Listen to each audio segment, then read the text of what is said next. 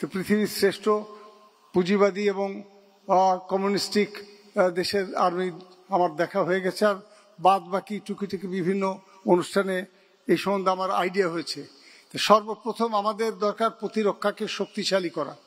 প্রতিরক্ষা শক্তিশালী করলে ব্রিটিশ এবং আমেরিকান যে বই পুস্তক আছে সেগুলো ফলো করলে আমাদের দেশে প্রতিরক্ষা হবে না, এবং এইটাতেই সবাই এডুকেটেড, যার জন্য এগুলো কথা বলে না। আমরা দেখতে পাচ্ছি Hamas, they don't have fighting aircraft, tank, artillery, অথচ মানে তারা এ পর্যন্ত সারা বিশ্বের আমেরিকা তথা 29টা দেশ, ন্যাটো, ইউরোপিয়ান কান্ট্রি, এবং এরা এদের সমস্ত শক্তি দিয়ে তাদেরকে পর্যস্ত করা সম্ভব হয় নাই। কারণ এই উচ্চমানের এয়ারক্রাফট, আর্টিলারি এবং ট্যাঙ্ক যুদ্ধক্ষেত্রে কোনো ডিসিশন আনতে পারে না। কারণ ওই প্লেন যে বলতে পারবে না যে আমি এখানে এসেছি, we have capture the land, এটা আমাদের, এটা অবৈধ ছিল, আমরা এখন বৈধ করছি। তারপরে আর্টিলারি, ওখানে গোলা ফায়ার করার পর শেষ, তার কোনো রোল থাকে না। ট্যাঙ্কের মোটামুটি একই অবস্থা। তা সেই জন্য আমি বলবো এমন একটা প্রতিরক্ষা বাহিনী এই সুযোগে করা যেটা আমাদের পক্ষে সহজ।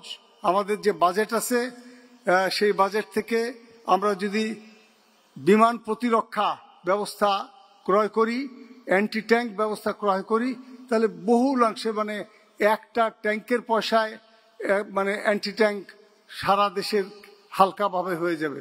10টা ট্যাঙ্কের পয়সায় পূর্ণভাবে কোনো ট্যাঙ্ক প্রবেশই করতে পারবে না দেশের মধ্যে।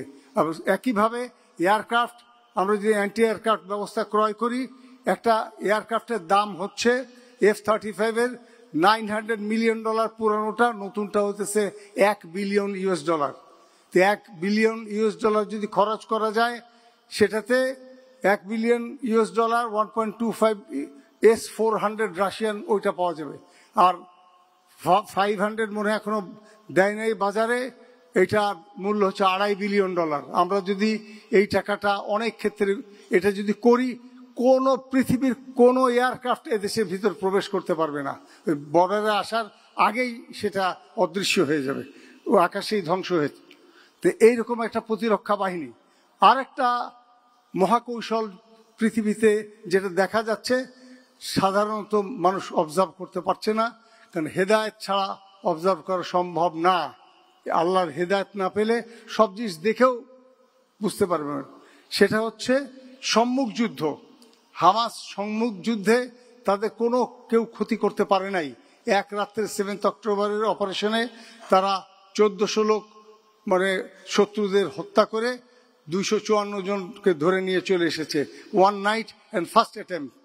তা এগুলোই পড়ানো হয় না, পড়ানো হয় কি রেইড অ্যাট এন্টাভি, সেকেন্ড গ্রেট ওয়ারের বিভিন্ন কাফেরদের সমস্ত ট্যাকটিক্স অ্যান্ড স্ট্র্যাটেজি। তা মডার্ন স্ট্র্যাটেজি হচ্ছে এই যুদ্ধতে একমাত্র সম্মুখ যুদ্ধে যারা থাকবে, যারা 800 লোক যুদ্ধে যাবে, 780 জন শাহাদাত বরণ করবে, 20 জন যে সিগন্যাল পিস্তল ফুটাবে যে আমরা এখানে এসেছি, we have capture the land, যেটা F-35-এর ক্ষমতা নাই, কোনো ট্যাঙ্কের ক্ষমতা নাই, কোনো আর্টিলারির ক্ষমতা নাই। যাই হোক, তা আমাদের সম্মুখ যোদ্ধা, আমাদের রিসোর্স হয়েছে, ইয়াং লোকজন রয়েছে, এদেরকে যদি সামরিক ট্রেনিং দেওয়া হয়, 1 থেকে 2 বছরের ভিতরে ইরান যেটা 40 বছরে করতে পেরেছে, আমরা 4-5 বছরের প্রিপারেশনে সেখানে পৌঁছতে পারবো। এবং 1-2 বছরের মধ্যে আমাদের আশেপাশে যারা কাফের প্রতিবেশী আছে, তারা যদি আমাদের সাথে অবন্ধু সুলভ আচরণ করে, তাদেরকে টেক ওভার বা টুকরা টুকরা করতে হার্ডলি 1-1.5 বছরের প্রিপারেশন যথেষ্ট। এর জন্য আমাদের পদাতিকে কোনো খরচ নেই। এই যে এখন যে একটা অর্ধ বিপ্লব হয়েছে, আমি এটা ফুল বিপ্লব বলবো না, বাকি অংশ যদি না পরিপূরণ করা হয় তাহলে এটা টিকবে না। ফ্রেঞ্চ রেভলিউশনে এরকম রাজতন্ত্র 3 বার উৎখাত হয়েছে, আবার 3 বার ফিরে এসছে, তারপরে আলটিমেটলি বিপ্লব টিকেছে। তো সেই জন্য আমাদেরকে সচেতন থাকতে হবে। আমাদেরকে বৈপ্লবিক বাকি অংশটুকু কাজ করতে হবে। সেই অংশটার পরবর্তী যেটা বলবো সেটা হচ্ছে অর্থনীতি ব্যবস্থা। অর্থনীতি আমাকে সময় খুব কম দিয়েছে, লজ্জা পাচ্ছি, সময় ভায়োলেট হয়ে যাচ্ছে। হাওয়ার অর্থনীতিতে আমি বলছি খুব অল্প কথার মধ্যে, 4টা কথার মধ্যে আমি অর্থনীতি বলবো। ইসলামের অর্থনীতি যেটা কেউ বলতেছি না। 1 নাম্বার হইতেছে সুদ নিষিদ্ধ, যেটা দরিদ্রকে দরিদ্র করে, রিচকে রিচ করে। 2 নাম্বার জাকাত কম্পালসারি, 2.5% জাকাত, যেটা ধনীকে অপেক্ষাকৃত কম সম্পদশালী করে টেম্পোরারিলি, এবং যারা দরিদ্র তাদেরকে উঁচু করে। এইটাই হইতেছে মাও সেতুং ক্লাস স্ট্রাগল করে 2 কোটি লোক হত্যা করেছে, 10 বছর 111 দিন বিপ্লব করে, কালচারাল রেভলিউশন। যেটা এই জিনিসটা যদি করা যায়, কোনো কালচারাল রেভলিউশনের প্রয়োজন নাই, অর্থনৈতিক বৈষম্য বেস্ট ফর্মে তৈরি হয়ে যাবে, যেটা চায়নাও করতে পারে না, China and turn into capitalism. হাওয়ার আমাদের দুটো জিনিস গেল। 3 নাম্বার হচ্ছে ইসলামের অর্থনীতির অপচয় রোধ করা। প্রচুর ইলেকট্রিসিটি, প্রচুর সকালবেলা হাজার হাজার গাড়ি বাচ্চা স্কুলে পৌঁছাইতে যায়, এগুলো রেগুলারাইজ করার কোনো ব্যাপার না। মিলিয়নস অ্যান্ড বিলিয়ন অফ টাকা, মানে 1 বছরে বহু বিলিয়ন টাকা সেভ করা সম্ভব বিভিন্ন খাতে। তা হবার আমি যেটা লাস্ট বলবো, যে আমাদের ভারতবর্ষে যে আমাদের ভারত রয়েছে, তাদেরকে শত্রু আমি সবাইকে বলবো না। আমাদের বন্ধু আছে, পুরা ভারতের মেজরিটি হিন্দুরাই আমাদের বন্ধু, মুসলমান তো আছেই, খ্রিস্টান অন্যান্য ধর্মাবলম্বী রয়েছে, এরা হচ্ছে ভরসা 144 কোটির মধ্যে 142 কোটি। আর 2 কোটি হইতেছে ভারতীয় সরকার এবং হিন্দুত্ববাদী যারা এটা দখল করে রেখেছে। তো এদের এগেনস্টে আমাদেরকে রুখে দাঁড়াতে হবে। এটা আমাদের traditionally Muslim rule in India 1212 খ্রিস্টাব্দ থেকে 1526 পর্যন্ত ছিল সালতানাত পিরিয়ড এন্ড দাস বংশ। দাস বংশের চমৎকার ইতিহাস আরেকদিন সুযোগ পেলে বলবো।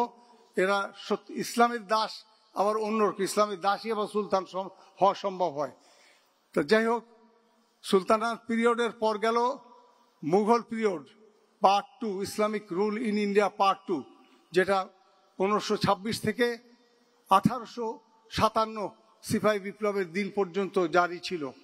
নাও time has come for Muslim rule in India part 3, এবং যেটা ইনশাল্লাহ আমরা কামিয়াবি হতে পারবো। এবং ভারতকে তারা বলছে Mahabharat, Mahabharat will belongs to us, কারণ মহাভারতে তারা ইম্পার্শিয়াল গভর্নেন্স দিতে ব্যর্থ হয়েছে, এবং মুসলমানরা সালতানাত পিরিয়ড এবং মুঘল পিরিয়ডে এখানে ইম্পার্শিয়াল গভর্নেন্স দিয়েছে, হিন্দুদের বা অন্য ধর্মের উপর কোনো অত্যাচার হয় নাই, এবং ভবিষ্যতে মহাভারত আমাদের থাকলে হবে না, কোথাও ইম্পার্শিয়াল গভর্নেন্স হবে না। এই ভারতে 142 কোটি লোকের মধ্যে হিন্দু, দলিত, অচ্ছুত, আনটাচেবলস, ঝাড়খণ্ড, বাংলা, উড়িষ্যা, পূর্ব পাঞ্জাব, কেরালা, তামিলনাড়ু, 7 সিস্টার্স, এরা সবাই মুখ চেয়ে বসে আছে, এবং শিডিউল কাস্ট অফ ইন্ডিয়া যে কখন মুসলমান পার্ট 3 শুরু হবে। তা আমাদের পার্ট 3 ব্যবস্থা গ্রহণ করতে হবে, এবং প্রথম তো সেটা বাংলা সালতানাত শুরু দিয়ে মহাভারতে যাওয়া সম্ভব। Dhaka will be the capital of Mahabharat. আমি জানি না। আর একটা জিনিস আন ইসলামিক যেটা চলছে, বুখারী শরীফ 6662-তে এখানে রাসূল করিম সাল্লাল্লাহু আলাইহি ওয়াসাল্লাম বলেছেন, আমাদের কাছে যারা মানে বিভিন্ন পদ চায় আমরা তাদেরকে এটা দিই না। আর 6664-তে বলেছে যে তোমরা নেতৃত্ব চেও না, তোমরা যদি নেতৃত্ব চাও আর আল্লাহ সাহায্য না থাকে তোমরা বরবাদ হয়ে যাবে। কিন্তু আমরা ব্রিটিশ পার্লামেন্টারি সিস্টেমের অধীনে এই ইলেকশন, এটা একটা পাপ, এটা মহা, এবং এটার একটা পরিবর্তন ইমিডিয়েটলি দরকার। এটা আন ইসলামিক। ইসলামে নিজে কোনো ক্যান্ডিডেট হতে পারবে না। আমি একটা বিভিন্ন রকমের বই পুস্তক রিসার্চ থেকে দেখতে পেয়েছি যে ইলেকশন শুড বি জনগণের দ্বারা 100%, সেটা হচ্ছে গ্রামীণ পর্যায়ে দিতে হবে, কোনো ক্যান্ডিডেট থাকবে না। গ্রামের মধ্যে একটা ব্যালট পেপার দেওয়া হবে যে তুমি নাম লেখো গ্রামের মধ্যে শ্রেষ্ঠ কোন ব্যক্তি, তো সেই ব্যক্তি দিলে পরে সে সর্বোচ্চ নাম যারা আসবে সে কোনো কম্পিট করলো না, কোনো ক্যান্ডিডেট দেন না, সে এমনি বেরিয়ে আসলো নেতা হিসাবে। এইভাবে ইউনিয়ন কাউন্সিল, তারপর উপজেলা চেয়ারম্যান এবং ভাইস চেয়ারম্যান হবে, উপজেলা চেয়ারম্যান হবে হইতেছে মেম্বার অফ পার্লামেন্ট, এবং সে উপজেলাও দেখবে, আর ফার্দার দরকার নাই। এই মেম্বার অফ পার্লামেন্ট এরা 7 সদস্য একটা বিশেষজ্ঞ কমিটি তৈরি করবে, যে কমিটি 10 জন রাষ্ট্রপতি ক্যান্ডিডেট সিলেক্ট করবে, যারা সরাসরি জনগণের ভোটে 10 জনের ভিতর থেকে রাষ্ট্রপতি সিলেক্ট হবে। এবং একজন বয়োজ্যেষ্ঠ একজন আমাদের ধর্মগুরু হোক বা সমাজগুরু হোক একজন থাকতে হবে, যার বয়স 65 বছরের নিচে হবে না, এবং তার কোনো পিরিয়ড থাকবে না, তার টিল ডেথ বা যতদিন সুস্থ থাকে উনি ক্ষমতায় থাকবে। তো এইখানে শেষ করলাম আমার দুই পাশ থেকে বিং ইন্টারাপ্টেড। ধন্যবাদ সবাইকে। আসসালামু আলাইকুম ওয়া রাহমাতুল্লাহি ওয়া বারাকাতুহু।